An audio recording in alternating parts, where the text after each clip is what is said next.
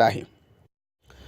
अगला सवाल, ये सवाल भरूच गुजरात से अब्दुल्ला पटेल साहब, इन्होंने पूछा है, मौलाना मैंने एक मकान ख़रीदा जो तकरीबन मुझे 1.5 करोड़ रुपयों में पड़ा।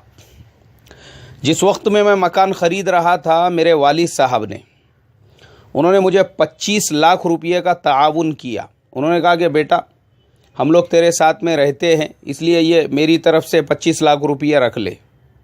वो 25 लाख रुपये मैंने ले लिए और जो 1.5 करोड़ में मकान ख़रीद रहा था उसमें उन 25 लाख को भी मैंने शामिल कर लिया।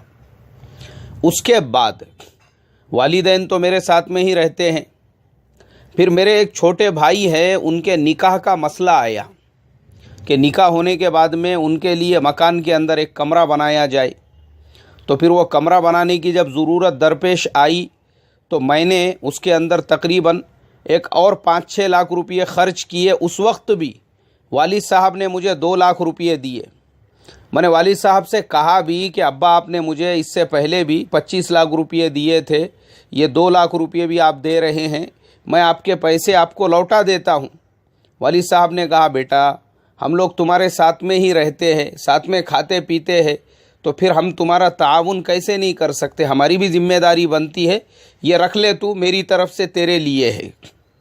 अब बोले मौलाना मकान भी मैंने ख़रीद लिया, वालिद साहब के वो 2 लाख रुपये भी इस्तेमाल किया, भाई का कमरा भी बन गया, भाई रहने के लिए भी आ गया, लेकिन मसला यहाँ पे ये दरपेश हुआ, वालिद साहब का इंतकाल होकर तकरीबन 6 माह से ज़्यादा हो चुके हैं और मेरे जो छोटे भाई है वो इस बात की ज़िद कर रहे हैं कि ये जो मकान है इसके अंदर मेरा भी हिस्सा है, क्योंकि तुमने वालिद साहब से जो पैसे लिए थे उस एतबार से मैं भी इसमें बराबर का शरीक हूँ।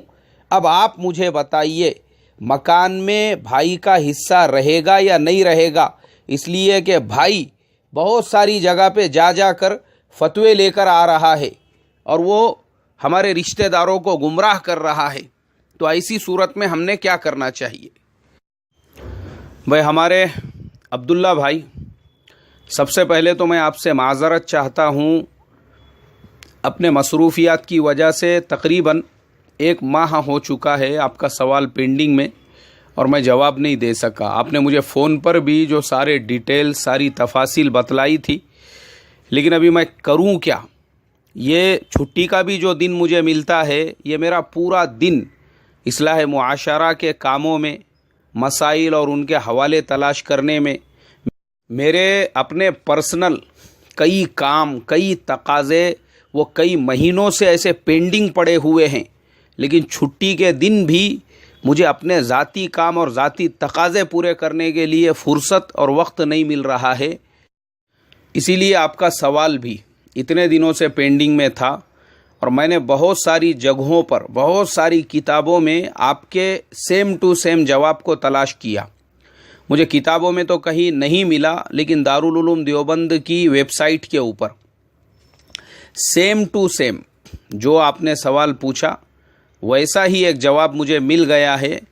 उसके अंदर उन्होंने साफ तौर पर ये लिखा है कि ये जो मकान है जिसके अंदर आपके वालिद साहब ने 25 लाख का ताआवुन किया और बाद में उसकी रिपेयरिंग के लिए आपको 2 लाख रुपये दिए, वो सिर्फ आपका ही है।